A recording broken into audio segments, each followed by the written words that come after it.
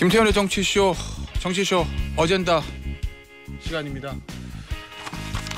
저희가 지속적으로 인구 소멸에 대한 얘기를 좀 드리고 있죠. 통계청에 따르면 한국 기초자치단체 226곳 가운데 인구 소멸을 걱정해야 하는 지역이 206곳에 달한다고 합니다. 이제는 국내가 아닌 해외로 눈을 돌려서 해결해야 된다, 이런 목소리도 높아지고 있는데, 이 정치쇼 아젠다 소멸 한국 7번째 시간, 이민 정책이 과연 한국의 소멸의 길을 구할 수 있을지 관련해서 이자스민 한국문화다양성기구 이사장과 관련 이야기 나눠보겠습니다. 안녕하세요. 안녕하세요. 네. 의원님이 정치를 하셨던 게 2012년 12년에서 16년까지입니다. 예, 총선에 들어오셔서 비례대표 의원을 당시 여당인 새누리당에서 지내셨고, 네. 그 이후에 이제 정치는 하진 않으시고 2019년 10월에 정의당에 입당하셨고, 네. 정의당 입당하셨으니까 맞아요. 정치 하시는 거네요. 네, 박원석 의원님. 예, 앞서 박원석 의원님과 네. 아주 반갑게 인사하셨는데, 네. 정의당 이주민 인권특별위원회 위원장을 맡으신 것까지는 제가 알고 있습니다. 네. 그 이후에 최근에는 어떻게 지내고 계셨어요? 저는 사실 이제 정치 관련된 활동을 많이는 안 했는데 네. 그대로 시민단체 활동을 그대로 하고 있고요. 강연도 하고 자문도 하고, 그리고 작년 7월 달부터 올해 7월 달까지 대통령 직속 국민통합위원회 사회문화분과위원으로 활동을 지금요? 했습니다. 올해 7월 달까지요. 딱 맞네요. 국민통합사회분과. 네. 그렇구나. 지금은 그럼 한국문화다양성기구 이사장직은 계속 유지하고 계시는 거죠? 네. 지금 제가 앞서도 좀 소개해드렸는데, 지금 인구가 엄청나게 감소하고 있잖아요. 맞아요. 우리나라 인구가. 그러니까 그런데 이제 다문화 가정은 상대적으로 늘고 있다라는 통계 그렇죠. 결과가 있더라고요. 네. 실제 통계상은 어떻습니까? 사실상 외국인 다문화 가정은 한 100만 명이 넘고요. 가정 네. 자체가 가구 수에 다 포함을 해서. 근데 2023년 9월 달에 이제 통계를 보면은 외국인들이 단기, 장기 재료 외국인 수가 우리가 팬데믹에 아마 2020년대가 가장 많이 나서 250만 시대라는, 그렇게 외국인 250만 시대라고 얘기를 하는데, 지금은 251만 4천 명 정도 됐습니다. 이제 9월 기준인데 계속 많아지고 있는 거죠. 근데 사실 이 통계라는 게 말씀 그대로 외국인이죠. 저 같은 사람은 포함되어 있지는 않습니다. 예. 한국인이시니까. 이주민 예. 배경이. 이자스민 이사장이 한국에 처음 언제 오셨죠? 95년도요.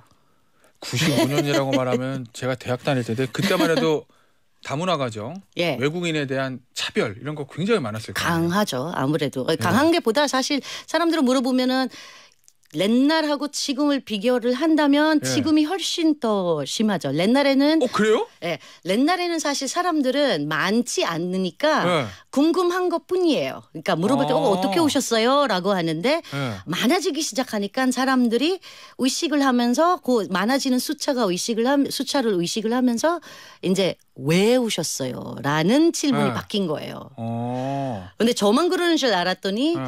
제가 라디오 방송을 진행하고 있거든요. 다문화 이민자 관련된 라디오 방송을 하고 있는데 거기에 게스트분께서 14년 한국에 오신 14년인데 똑같은 느낌을 받았다고 그렇게 얘기를 하더라고요. 저는 사실은 제가 그 질문을 드릴 때 예전에는 차별이 심했는데 맞아요. 지금은 많이 줄어들었어요라는 대답을 하실 줄 알았거든요. 그렇죠. 당연히 상식적으로 그렇게 생각이 되니까. 네. 근데 그게 아니다. 맞아요. 오히려. 우리 이게 3년마다 실시하는 다문화 가족 실태 조사가 있거든요. 이제 2021년, 15년, 18년, 21년 이렇게 진행을 했는데 다문화 수용성이라는 게 있습니다. 근데 다문화 수용성은 청소년은 70%까지 올라가는데 계속 증가하고 있는데 성인들은 계속 감소하고 있습니다. 그래요? 네. 그럼 여전히 차별이 많아지고 있고, 네. 사실은 한국인들이 외국인에 대해서 좀 배타적일 수도 있다라는 생각을 하시는 분들이 있잖아요. 그게 여전히 나타나고 있다. 그렇죠. 우리 아무래도 이제 좀 약간 뭐라 그러죠? 많아지는 숫자 때문에 걱정이나 겁이 나는 그런 경우도 있을 수도 있다고 생각을 합니다. 많아지는 숫자 때문에. 예. 알겠습니다. 이제 보니까 주로 이제 외국인 분들이 가장 많이 이제 계시는 분들이 주로 이제 외국인 공장지대라든지 지방에, 그렇죠. 농촌지대라든지 한국에서 인구가 소멸돼서 젊은 노동력을 빠지는 자리에 외국인 노동자분들이 많이 일을 하고 계시거든요. 그렇죠. 그분들 많이 만나보셨을 거 아니에요. 그럼요. 거기에 대한 어떤 차별이라든지 기본권에 대한 제약과 침해 이런 거 더 심하답니까?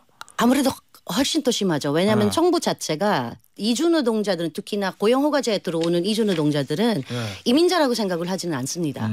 그냥 잠깐 왔다가 가는 사람들이기 때문에 정주화를 생각을 하지 않고 네. 그 계약 기간만 왔다가 가는 사람들이기 때문에 그리고 가장 어려운 거 당연히 이제 가장 문제가 많은 거는 사업장 이동이 안 되는 경우이기 때문에 그래서 정말 운이 좋으면 좋은 사장님을 만나셔서 그리고 잘 일을 하고 휴가도 갔다 오고 네. 하는데 네. 정말 운이 안 좋으면은 정말 잘 맞지 않은 사장님인데 떠날 수가 없는 그런 경우이거든요. 그래서 그런 부분들은 아무래도 우리가 지금 사회가 미등록자가 거의 40만 명 넘습니다. 아이고 갑자기 목소리가 잠기네요. 예. 네, 40만 명이 넘다 보니까 이유가 있죠. 왜 미등록자가 될 수밖에 없는 그런 이유가 있죠. 알겠습니다. 그런 얘기를 많이 해요. 인구가 소멸을 하고 좀 출산율이 늘으면 좋겠지만 그거 현실적으로 좀 어려운 문제니 그 그쵸. 부족분을 외국인 이민을 받아들여서 메꿔야 된다. 뭐 이런 얘기를 많이 하거든요. 그러다 보면 현 정부에서 이민청 설치를 굉장히 중요한 이제 정책적 과제를 하나 삼았던데 그렇죠. 이사장님 생각은 어떻습니까? 이민청 설치. 저는 국회에 있었을 때부터 국회의원이었을 때부터도 네. 그 이민을 관련된 기관이 필요하다고 그랬습니다. 그때는 뭐 이민청이든 드는 위원회 형태든 어떤 형태냐에 상관없이 이민 정책을 정말 대한민국에 맞는 이민 정책을 플래닝을 그러니까 기획을 하고 있는 그런 부서나 그런 위원이나 어떤 형태든 그런 기관이 있어야 된다고 생각합니다. 지금도 변함이 없습니다. 예. 똑같은데 그래서 이제 문제는 이 이민청이라는 것이 기관만 만드는 게가 아니라 뭐 그렇죠. 이 어떻게 진행을 할 거냐, 어떻게 만들 거냐에 그게 가장 큰 관건이죠. 예, 그게 제일 중요하겠죠. 어떻게 만들 거고 어떻게 운영을 걸 것이냐. 그렇죠. 뭐가 제일 필요하다고 보세요? 지금 한국의 이민 정책에 어떤 점이 문제가 있어서 이민청도 필요하고 그다음에 네. 뭔가 제도 개선해야 된다고 보시는 거예요? 우리가 이민 정책이 없잖아요. 아예 없어요? 지금 이민을 담당하는 부서는 있는 거죠. 법무부. 그렇죠. 이 출입국관리본부. 법무부는 출입국 관련돼 있어 다문화가족은 여가부에 가지고 이렇게 돼 있는데 지자체들은 전부 다 외국인. 우리가 올해 6월 달부터 주민등록 인구수에 외국인하고 재외동포도 다 포함을 시켰어요. 네. 네, 문제는 교부세 지방자치단체에서 네. 주는 중앙정부에 주는 그 지방교부세? 지원금 교부세가 포함돼 있지 않은 숫자들이에요. 그래서 그거는 앞으로 또 나가야 되는 그런 부분인데 일단은 우리는 이민자가 누군지는 우리가 법적 정의가 없습니다. 아 그래요? 일단 예. 기본적인 그 부분부터는 없어요. 그래서 제가 국회에 있었을 때도 물어봤어요. 법무부 여가부 노동부에 물어봤는데 이주노동자는 이민자입니까 아닙니까?라고 물어봤는데요. 예를 들면 우리 이사장님도 처음부터 한국 국적 취득한 건 아니실 거 아니에요. 그렇죠. 예전에 이제 필리핀 국적을 가지고 한국에 오신 거잖아요. 네. 그런 분들 많잖아요. 그럼 네. 그 사람들은 이민자냐? 아니면 아니냐. 잠시 여기서 그렇죠. 일시적으로 체류하는 사람이냐 이런 거? 기준이 없어요. 일단은 그 이주노동자들은 뭐 법무부하고 노동부는 그냥 잠시 왔다가 가는 사람들이고 그거 그렇죠. 비자를 받고 할 테니까. 그러니까 이 여가부 같은 경우는 유엔에 이민자의 청의를 들고 나왔었죠. 그때 당시는 일단 1년 이상이 거주를 하게 되면은 이민자다. 일단 기본적인 그 틀도 진짜 없어요. 그러니까 들어오는 거 이주노동자가 필요하기 때문에 국제 결혼이 필요하기 때문에 이 들어오는 거는 우리가 다 가지고는 있는데 일단은 기본적인 법적인 틀이 없어요. 그냥 여기저기 돼서 시행령이나 여기저기 돼서 잠시 조금씩 거의 임시 방패를 하는 그런 정책들 제도들밖에 없죠. 이 이민자에 대한 정의도 새로 정립을 하고 그렇죠. 그리고 그분들의 어떤 정착이라든지 이런 부분에 대한 제도적 지원이 완성이 되면 그렇죠. 그러면 한국의 인구 소멸을 막을 수 있다? 그 얘기는 이민이 많이 들어올 거다? 네. 그렇게 보시는 거예요? 근데 이민 전문가들은 말씀을 들어보시면 이민 전문가들은 절대로 인구 소멸과 저출산에 인한 인구 소멸, 인구 장벽은 이민으로 해결을 할 수 없다. 이민은 근본적인 해결책은 아니다. 법무부도 우리나라 법무부도 똑같은 얘기를 해요. 임시 방패인 거다. 그러니까 결국은 우리의 사회의 시스템에 문제가 있는 것을 예를 들자면은 고숙련 노동자들이 보면은 아시아에서 가장 일하고 싶은 나라 어디냐? 라고 나올 때는 뭐 싱가포르, 홍콩 이렇게 나타나는데요. 가장 굴치가 돼 있는 게가 그 통계에서는 일본인데 일본 바로 위에가 누굴까요? 한국. 그렇죠. 예. 그래서 구속년 노동자들이 일단 힘들대요. 기업 문화가 굉장히 힘들기 때문에 바꾸기도 힘든 그런 기업 문화를 가지고 있기 때문에 구속년 노동자를 우리가 원하고 있어도 사실상 한국이 그렇게 매력적이지 않다는 것이죠. 그 얘기는 네. 정부에서 이민청 만들고 네. 이민 관련 각 부서를 흩어지는 여가부, 뭐 고용노동부, 그렇죠. 법무부처는 다 이민청으로 몰고 제도 정비하고 법 통일하고 지원해주고 해도 네. 사회의 문화라든지 인식이 바뀌지 않으면 효과가 없을 거다. 그렇죠. 그게 가장 중요하죠. 네. 우리가 지금 지역 특화형 비자를 받고 있거든요. 네. 사실상으로 인구 소멸되는 그런 지역들이 지역 특화형 비자를 주는데 네. 여기에서 사실상 가족 이민이 가능하게 된 제도이거든요. 이제 가족 이민을 가능한데 문제는 이 이민자라는 게 이주노동자라는 게 사람이잖아요. 네. 사실상 일자리 있는데 좋은 조건 있는데 가게 되잖아요. 인간의 본성이죠. 그게. 그렇죠. 네. 이주노동자이든 한국 노동자든 그렇죠. 마찬가지이기 네. 때문에 네. 그게 우리 어떻게 해서 이 사람들을 정조화를 시킬 수 있느냐. 어허. 대한민국을 매력적으로 정착을 해야 할 나라로 만들 수 있느냐라는 그 숙제는 아직까지 풀어나가지는 못하는 거죠. 아, 그래요. 알겠습니다. 일각에서는 그런 얘기를 하는 분도 있었어요. 이민 정책에 대한 부작용. 너무 많이 나간 얘기긴 하지만 지금 그렇죠. 유럽 같은 경우에도 사실은 저 네. 북아프리카 쪽이라든 난민이나 이민자 많이 받으러다가 네. 뭐 사회 갈등이 잘 해결 안 되는 경우들도 있잖아요. 네. 예. 우리 뭐 OECD 국가시험에 세계적으로도 우리가 뭐 난민 인종률이 이게 최저이기 때문에 뭐 그렇게 말할 네. 수도 없고 네. 사실상으로는 어떤 미국인 이민 전문 변호사가 저를 만나가지고 얘기를 네. 하더라고요. 사실상 대한민국은 미국이나 캐나다처럼 이렇게 국경 넘어오는 네.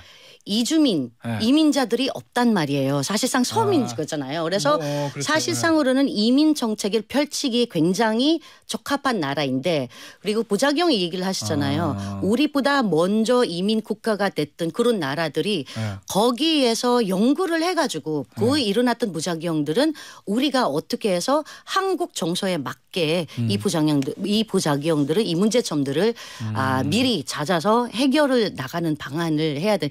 우리가 너무 익숙하잖아요. 땜질식 정책. 그러니까 여기서 비가 나니까 잠깐 밴드를 갖다 막아놓고 이게가 아니라 이제 사실상 틀을 큰 그림을 그려 나가야 되는 건데 항상 이민 정책은 4년 국회의원 임기 4년 대통령 임기에 5년에 이렇게 달려 있다 보니까 이게 되게 길게 바라봐야 되거든요. 우리 사회가 어떻게 가야 할지, 이 인구 소멸을 어떻게 막아야 할지, 이 저출산을 어떻게 해결해야 할지, 이민은 어떻게 틀을 잡을지는 이게 되게 길게 바라봐야 되는데 길게 바라보지를 못하기 때문에 문제인 거죠. 아직 뭐 그런 준비가 안 돼 있다 뭐 이런 취지인 것 같은데 그렇죠. 이 정부의 정책은 그렇다고 하더라도 근본적으로 아까 제가 드렸던 그러니까 사회의 어떤 인식이라든지 굉장히 중요하죠. 그런 변화들 예. 그런 인식의 변화를 이끌어내기 위해서 어떤 이사장님 노력하고 좀 준비하고 있는 게 있으신가요? 왜냐하면 앞서 사실 저는 그 대답에 약간 놀랬거든요. 왜냐하면 지금은 차별이 별 많이 예전에 비하면 많이 없어졌죠라는 대답이 나올 줄 알았는데 많아졌다고 하시니까 오히려 많아진 것보다 이 인식 자체가 느낌 자체가 좀 많이 달라진 거죠. 아마 이주민들한테 아마 학계에 계시는 분들은 한국 분들은 많이 이거 활동하시는 분들은 다른 얘기를 할 텐데 이주민들한테 직접 물어보면은 그런 문제점이 있다는 근데 그거는 거죠. 사실 당하는 사람들을 기준으로 우리가 봐야 되는 거니까. 그렇죠. 그러면 그런 편견이라든지 아직도 많이 깔려 있다는 거잖아요. 그렇죠. 우리 사회에. 네. 그거를 바꾸기 위해서는 뭘 해야 돼요? 우리 정부가 인식 개선 사업을 제가 국회에 있었을 때도 인식 개선 사업 굉장히 중요하다고 생각을 하는데 사실상 이 인식 개선 사업을 어떻게 진행을 할지는 굉장히 힘들어해요. 정부 같은 경우. 왜냐하면은 뭐 성과를 나타내야 되는데 한 번 강연했다고 해가지고 몇 명이나 인식 개선했는지 모르는 거기 때문에 이게 가장 문제가 되는 것 같습니다. 그래서 길게 바라봐서 길게 만들어낸 이민 정책에 그러니까 코리안 스탠더드 이민 정책이 굉장히 필요한 이유가 사회가 어떻게 인식을 하느냐 어떻게 사회의 그 부작용도 사실 아무리 좋은 정책을 만들어도 이게 시행을 못하면 받아들이는 사람이 어렵다고 하면은 시행을 못하면은 다 쓸모가 없는 거잖아요. 사실상으로는. 네. 알겠습니다. 네. 오늘 인터뷰는 여기서 마무리하도록 하겠습니다. 네. 지금까지 한국문화다양성기구 이자스민 이사장이었습니다. 감사합니다. 감사합니다.